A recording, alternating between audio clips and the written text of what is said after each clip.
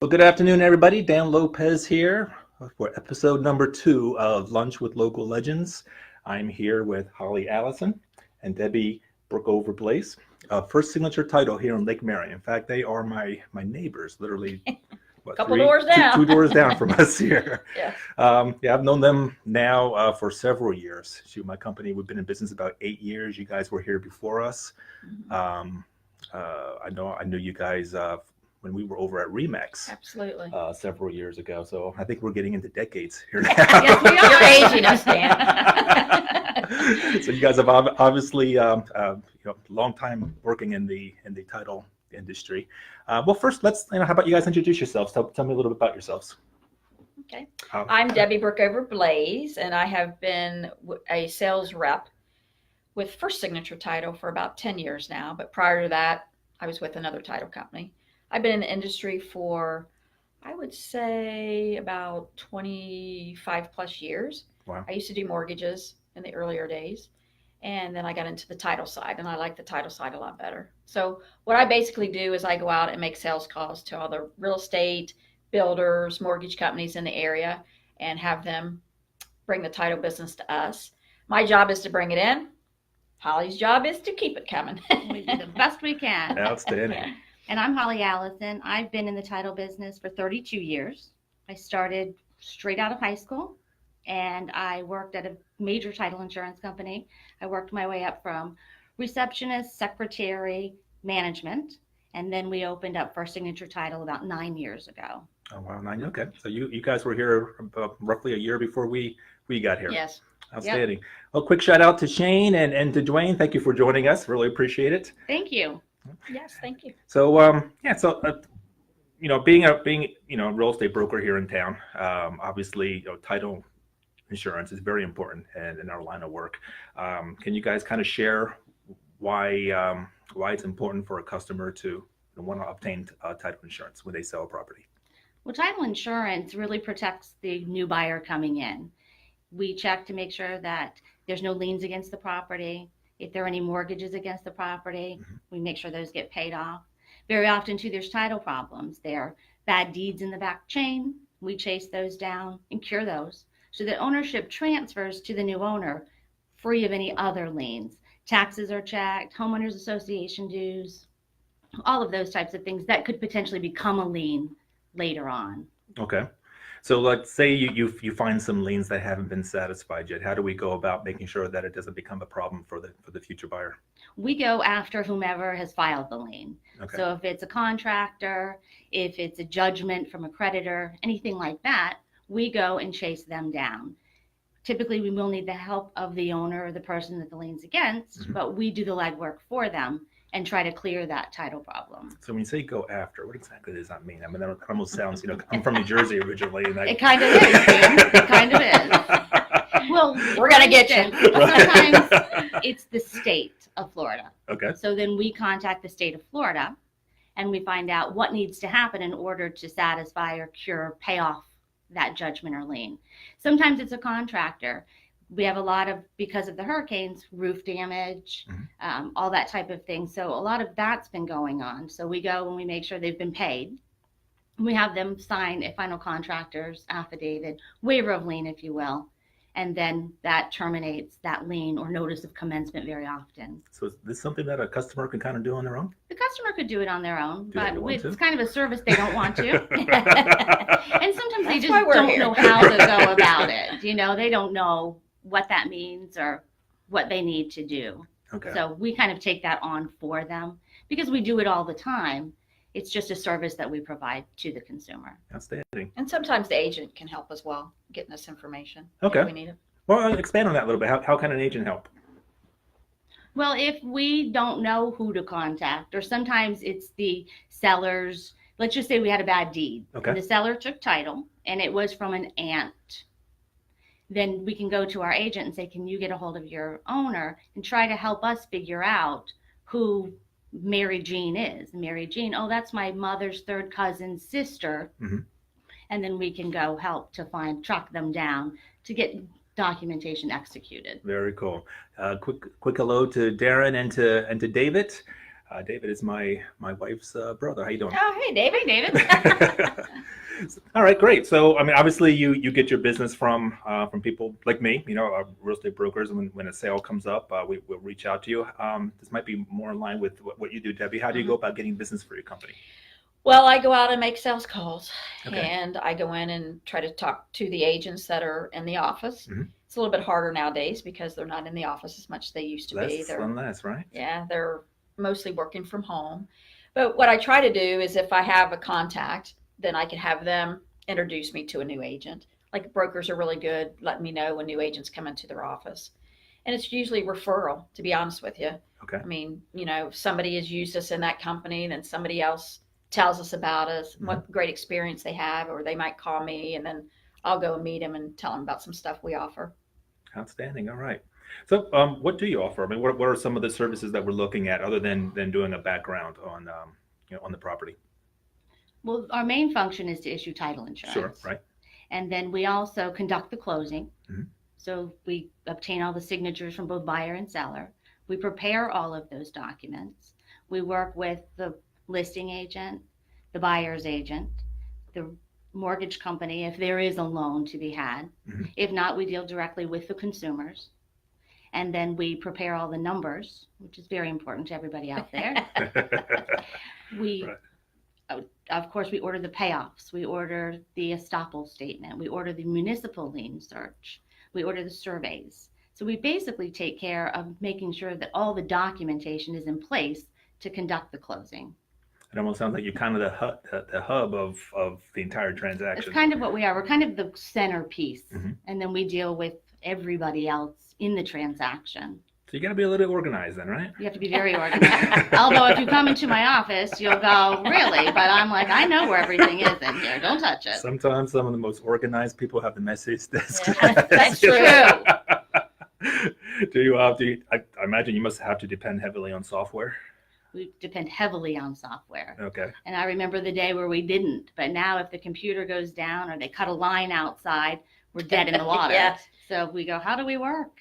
The Yeah. computers are down. So I got kind of a personal question. When I first got into business, this is back in 2000. I remember sitting in one of my first, like, say 5 closings, I don't know, and they were promising us, telling us that we were going to have paperless closings.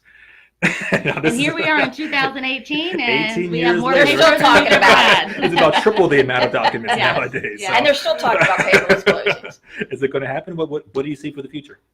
I think it will definitely happen. I think from what I understand too, from when the market went, 2005, Uh-huh. is that when the lenders couldn't produce notes Okay. in their original hard form, they couldn't take the foreclosure forward. And that was kind of stalled a lot of that. Mhm. And I think because there's so many lawsuits and so many problems and so much fraud, that may be why we haven't gone completely paperless yet. You touched on something there. Fraud. Is that becoming more of a problem? It's an epidemic. Yes. That's a good word. I like It is that. an epidemic. Let's talk about wires. Okay, let's talk about it. that. Yeah. Yes. So what are we seeing then? Well, because we had so much fraud with cashier's checks, Mm-hmm. we've gone to wire only pretty much across the board. Yes. So with that being said, criminals have gotten smarter and smarter and smarter. More savvy. And they are hacking the real estate agents' emails, buyers' emails. They track the transaction, and then they come in right in the middle. And you think you're talking to me Right. because you're not double checking that email and all those other things. And they're right in the conversation, which is the scary part. Mm.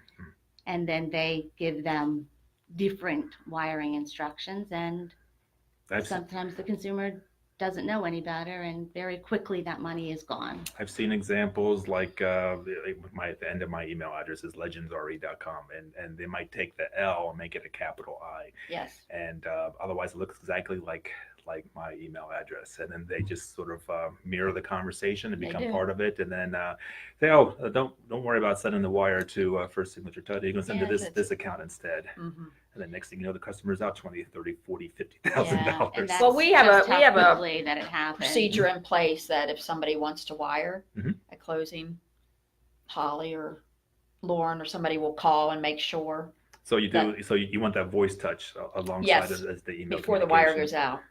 Well, we do it. We get it in writing first. Mhm. then we call them and re-verify it. But so much of our business is done through mail Email. away too, because it's so transient here. Okay. I mean, we probably do 5 or 6, 7 mailaways a week. Wow. And so you don't get to meet that person. If I called you, Dan, I know you, I would know your voice. Right. If I sat with a customer and I called them 2 days later to say I was wire transferring money, I probably would recognize their voice again because I've sat there 20, 30 minutes with them. But it's just an evil, evil thing that we're dealing with. Hey, Stephen. Hey, Kevin. Do you remember, you guys know Stephen Baker, my old broker? Hey, Stephen! All right. Thank you for joining us. All right. Well, I think you kind of told me what the main function of a title company is. Something that comes up all the time is an estoppel letter. That seems to be well, one of the main, a big function of what you guys do. What is it? What's involved in it? Well, an estoppel letter is where we gather information from the HOA, which is the homeowners association, to see how much is owed or what the dues are each month for the closing statement. Okay. It can run about $250 if you need it as a rush. It takes about 10 days. 10 days. 10 days is what they are committed to by statute. So, but if you need a rush, your HOAs or your homeowners association is usually charging about $350. Okay, and really all they gotta do is press a button, right? Yeah.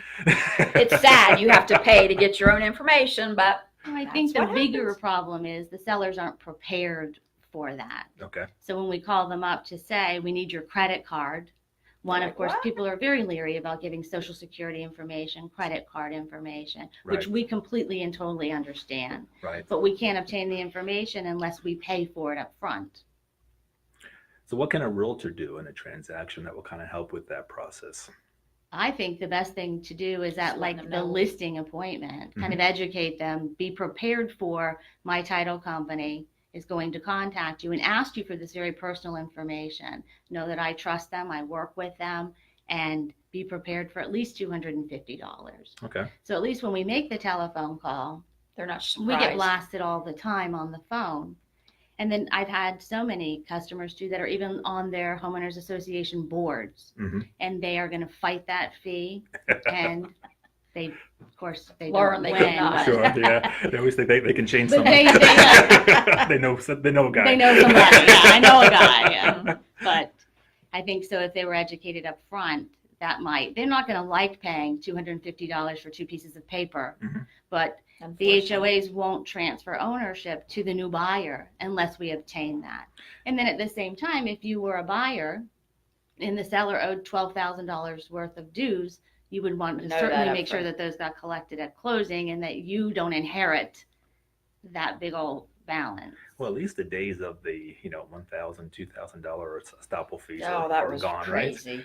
That is correct. But what happened is those who were only charging $75 jumped on the They bandwagon wanted for to the increase $250. it, So right. Everybody's making a little money. They got a little give and take there.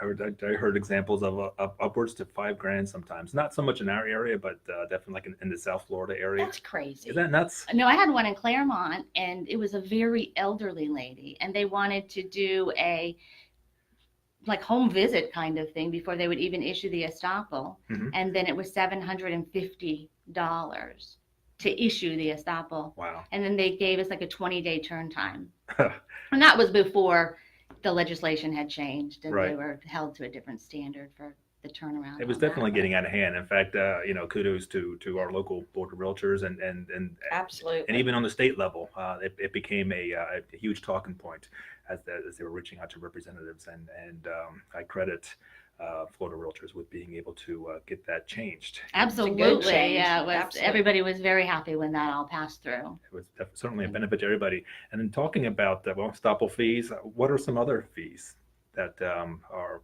often misunderstood on the closing statement? Municipal lien search.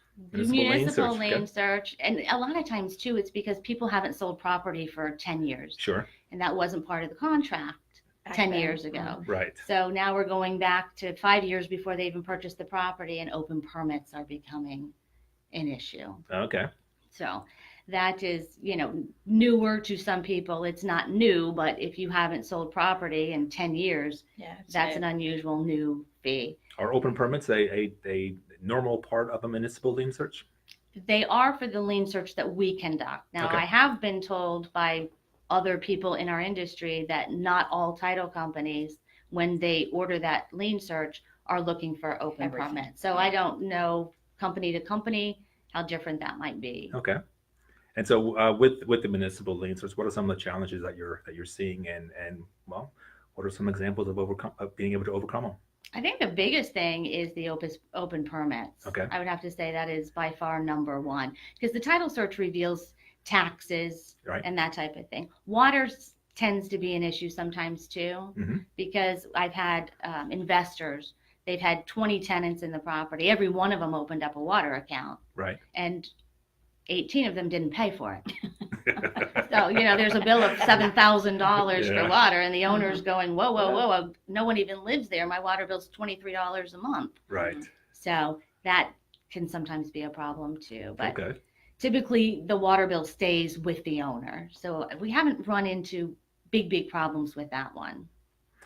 Personally, I tend to see that quite a bit sometimes, unfortunately, because we're in the property the management side of business, things, of course. Sure. right? Oh, And yeah. so you got tenants that will leave and they don't pay the final bill, and then the water company or the utility company might let it carry over for a period of time, and then by the time you're done and you guys do the search, all of a sudden we got 2 or 3, different Well, and my accounts. water, if I got a water bill of $200, they'd be out there turning mine off. So I don't know how Isn't anybody that gets a amazing?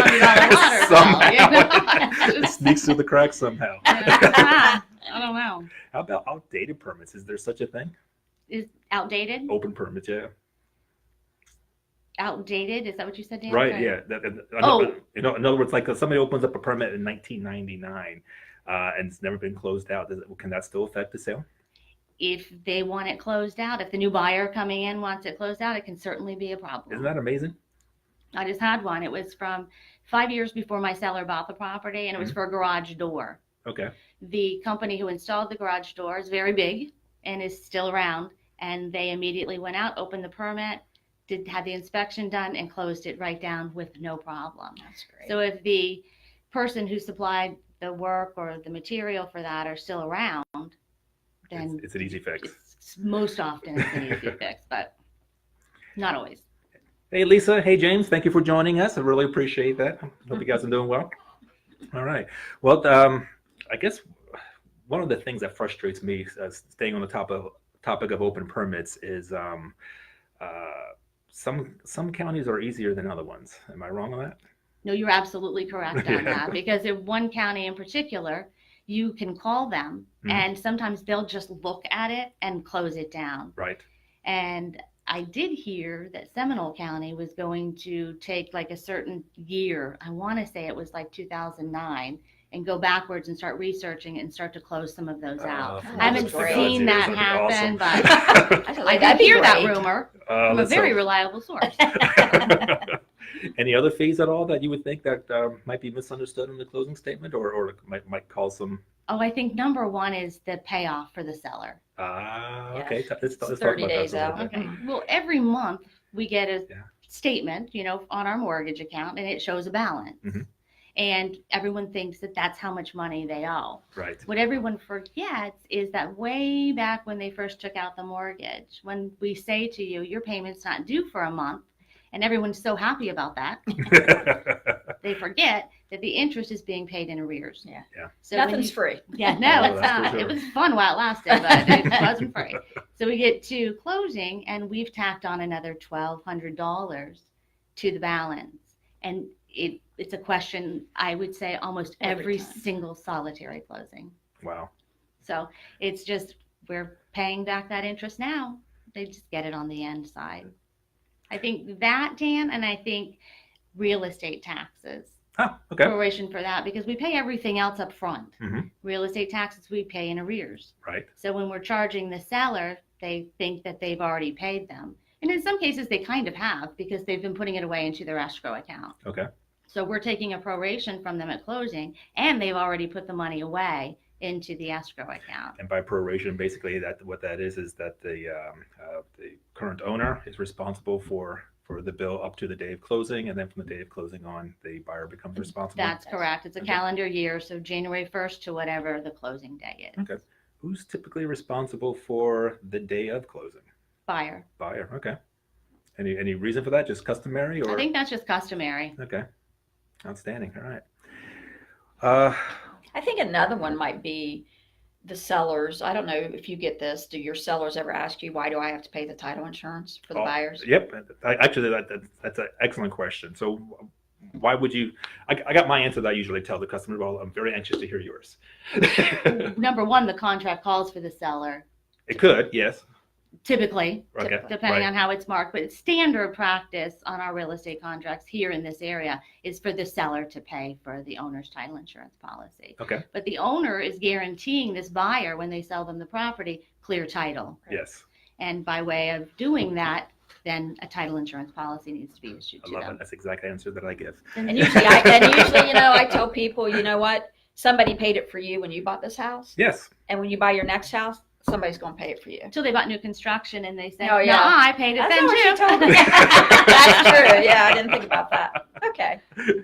Well, so how's business been for you guys? I mean, we're into the middle of October now. Can you believe it? No. No. can't. I mean, so the year's coming to an end. Is it slowing down for you guys yet, or? It is absolutely slowing down right Okay. now. We came out of the gate though in February Yes. with our track shoes on. Yes. And then we hit September and we could start to see a slowdown. October, we've seen it a little bit slower. Mhm. November, though, our order count is looking up and it's looking to be a very busy, Closing month.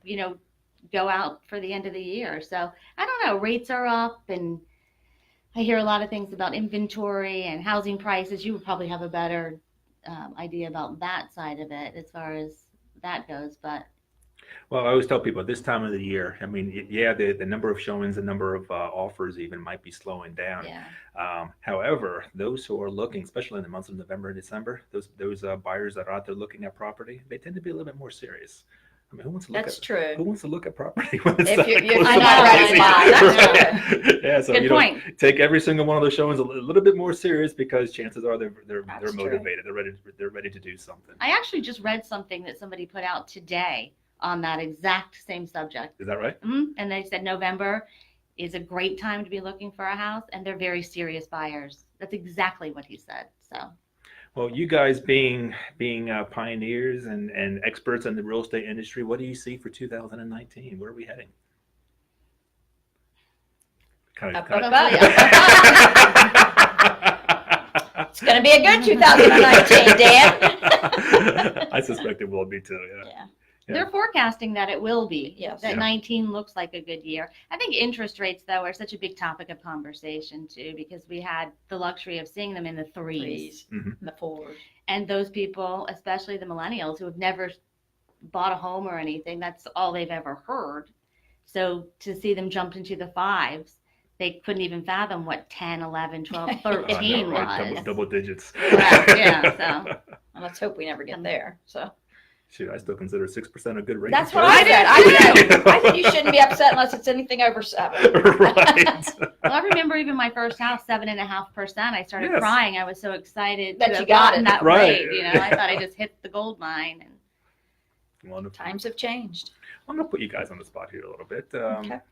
Obviously, you're a title company. You'll handle any type of real estate transaction that comes your way. Mhm. What do you prefer? One that's handled by a realtor or one that's not? one that is handled by a By a real estate realtor. agent. Why? Well, for a couple of reasons. They're a buffer for us sometimes, too. Excellent. And if we need to get, confidential private information or something comes up in the title search, Mhm. they usually have the first relationship with the customer. So it's easier to go to you to let you have that conversation. Outstanding. All right. And I think with the realtor, they tend to educate their buyer or their seller of the process instead of us trying to educate them as we're going on the process. Okay. So I think it's much better with a real estate agent. Okay. Well, thank you. I Smoother. appreciate that. That makes Smoother me feel a little more confident. Well, I think you all follow behind them too. If we're not getting information, we can come to you. If we only are dealing with them directly, 15 telephone calls isn't going to get us anywhere. But if I said, hey, Dan, I made 15 telephone calls to your seller.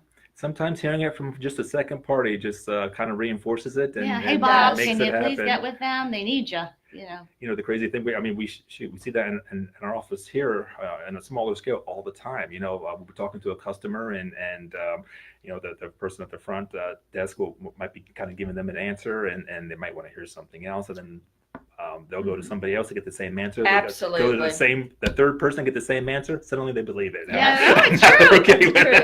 I guess the other two weren't lying. Yeah. Well, and even sometimes if it's the same answer, the Mhm. explanation is different, and you get your point across.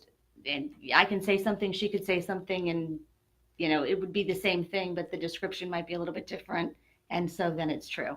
Outstanding. All right. That's true, because there's been times because I also do closings at the end of the month, or, you know, if they need any help. Nice.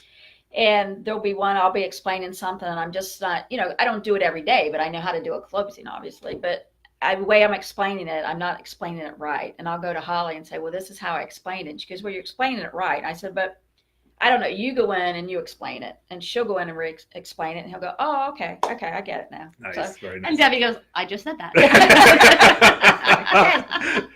okay, you're going But to they believe heard it her, not They me. heard it Yeah. differently. That's all. Exactly. Well, you know what I always one of the many things that I always liked about you guys is your commitment to education.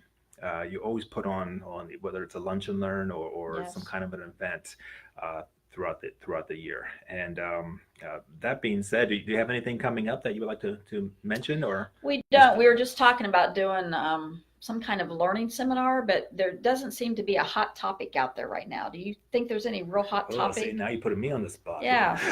Well, We that's were trying actually to something think. that we're working on Yes. is Right. putting out an email to our clients and just Ask saying, them, is there what anything you do want to be you educated wanna on? be educated on? Is there something that you feel like would help you to be educated, grow your business, and then we'll go from there. Prospecting first and foremost. I think that continues to be a hot topic. And I mean, and it's a shame to say, but we touched it already. Cyber fraud. Yes. It's a ever changing issue, Mhm. quickly changing too. And I mean, shoot, every day, every